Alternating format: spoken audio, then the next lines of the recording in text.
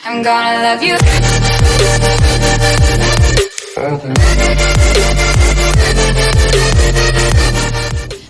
Halo, saya Dr. JM Esther. Saudara-saudari yang terkasih dalam Tuhan kita Yesus Kristus, pada kesempatan kali ini saya akan memberikan katekese tentang tanya jawab seputar sakramen tobat. Yang pertama, apa makna dari sakramen tobat? Makna sakramen tobat adalah umat beriman dianugerahi atau dikaruniai rahmat pengampunan atas segala dosa-dosa sehingga bisa berdamai kembali dengan Allah dan dengan gereja. Yang kedua, mengapa kita harus menerima sakramen tobat? Padahal kita sudah menerima baptisan, dan dalam baptisan itu dosa-dosa kita sudah dihapuskan. Kenyataannya setelah kita dibaptis, kita masih jatuh lagi ke dalam dosa. Maka sakramen tobat merupakan rahmat atau anugerah yang dikaruniakan Allah pada kita, sehingga status kita sebagai anak-anak Allah yang kita peroleh pada saat baptisan itu dipulihkan kembali dengan sakramen tobat. Yang ketiga, siapa yang bisa melayani sakramen tobat? Yang bisa memberikan sakramen tobat hanyalah seorang imam yang telah mendapat wewenang dari ordinaris wilayah. Maka romo-romo yang tidak mendapat wewenang dari ordinaris wilayah, mereka tidak bisa memberi pengakuan dosa, kecuali yang hendak mengaku dosa sudah berada dalam sakrat maut, atau romo tersebut dimintai bantuan. Bagaimana romo bisa mendapat wewenang dari ordinaris wilayah?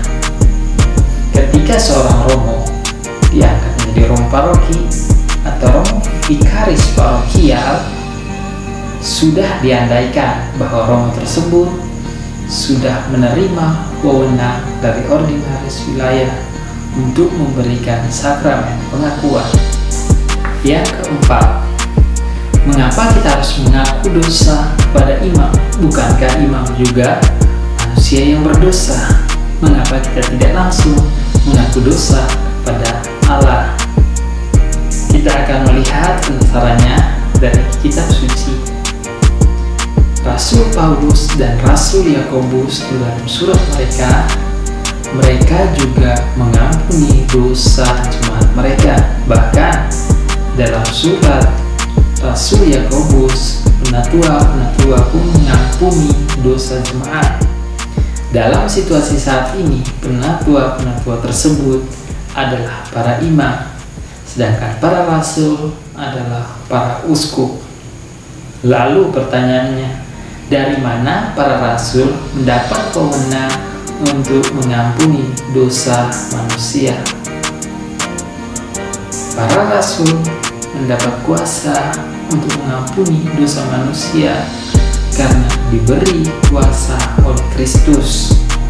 Dalam Injil Yohanes bab 20 ayat 19-23, kita dapat melihat bahwa Yesus mengembuskan Roh Kudus dalam diri para murid, dan pada saat itu Yesus memberi mereka kuasa untuk mengampuni dosa manusia. Yang perlu kita pahami bahwa imam bertindak sebagai pribadi Kristus. Artinya, bukan imam yang mengampuni dosa manusia, tetapi Kristus sendiri yang mengampuni dosa manusia. Yang kelima, apa yang dimaksud dengan rahasia kamar pengakuan? Yang perlu kita pahami bahwa apapun dosa yang kita akui di hadapan imam tidak bisa menceritakan hal tersebut atau memanfaatkan apa yang kita ungkapkan untuk kepentingan pribadi. Jika ada imam yang melakukan demikian, maka imam tersebut dapat diekskomunikasi. Ekskomunikasi berarti imam tersebut tidak diterima lagi di dalam gereja. Yang bisa mengampuni imam tersebut agar bisa kembali bergabung dengan anggota gereja hanyalah tahta suci. Yang keenam, di mana tempat yang layak untuk melakukan pengakuan dosa. Sebaiknya pengakuan dosa dilakukan di kamar pengakuan dosa ataupun di ruang doa.